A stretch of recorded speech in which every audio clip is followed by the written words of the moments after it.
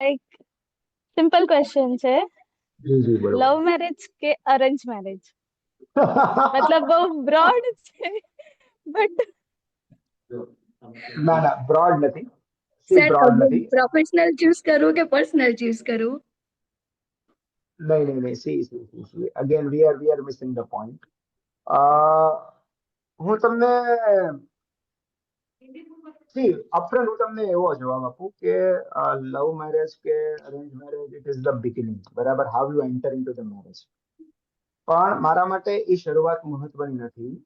It is more important કે તમે journey કઈ રીતે કન્ટિન્યુ કરો છો. સી આપણે એવા ઘણા બધા ઉદાહરણો આપણી આસપાસ જોઈ રહ્યા છીએ કે જેમાં લવ મેરેજ પણ બહુ મિઝરેબલી ફેલ જાય છે અને અરેન્જ મેરેજ પણ બહુ જ સક્સેસફુલ હોય છે, રાઈટ.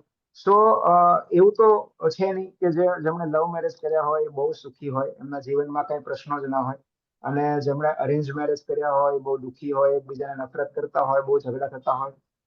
તો આઈધર વે બંને કેસીસમાં તમે લવ મેરેજ કરો છો કે અરેન્જ મેરેજ કરો છો, જે મેરેજ એટલે જે લગ્ન જીવનને લગતી સામાન્ય સમસ્યાઓ છે એ દરેક જગ્યાએ હોવાની, દરેક કપલ વચ્ચે હોવાની છે.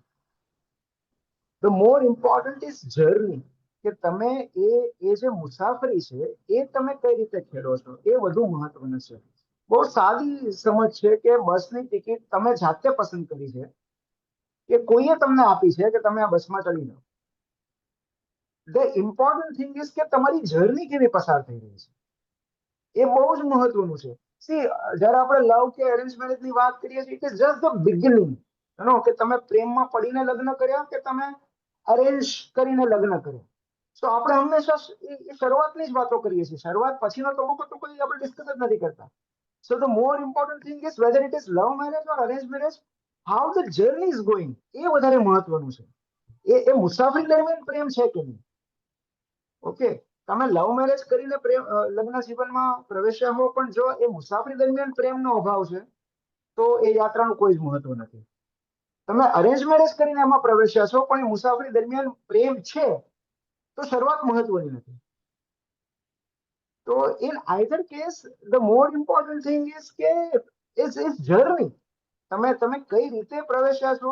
બધાની અલગ અલગ પ્રાયોરિટીઝ હોય છે કે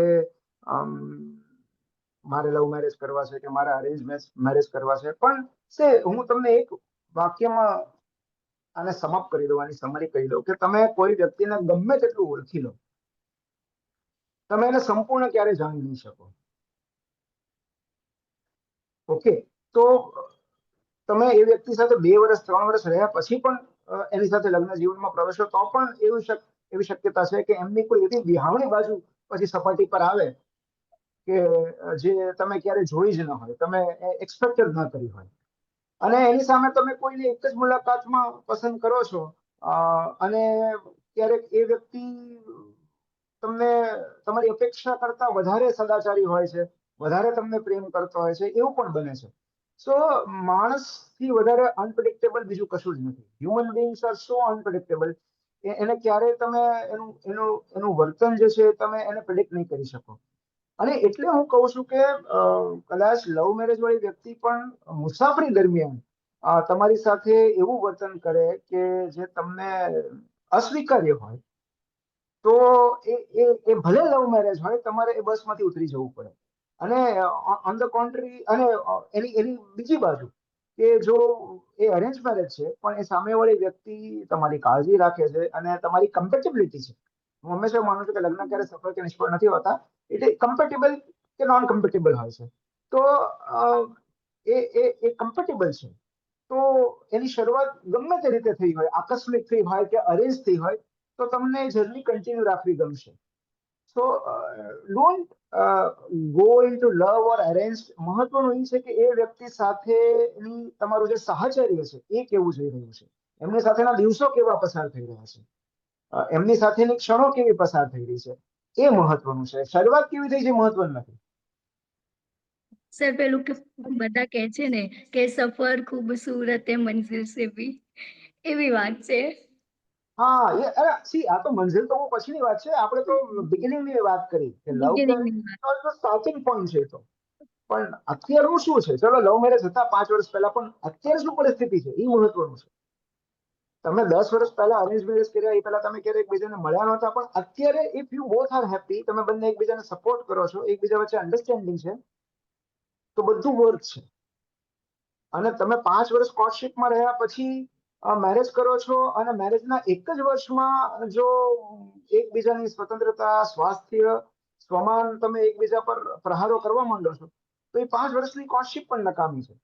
સો અલ્ટિમેટલી ઇટ ઇઝ કમ્પેટેબિલિટી, કમ્પેનિયનશિપ. તમારું સાહચર્ય કેવું જઈ રહ્યું છે, તો એ સાથી છે, જીવન સાથી છે. તો તમે એકબીજાને સાથ આપી રહ્યા છો કે નહીં, એ જ મહત્વનું છે. અને જે લવ મેરેજ હોય એમાં આખું જીવન લવ રહે જ છે એવું પણ નથી હોતું, અને જે અરેન્જ હોય છે એમાં પ્રેમનો અભાવ હોય છે એવું પણ નથી હોતું.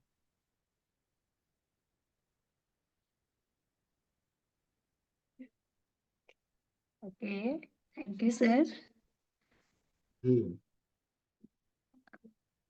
So I think anything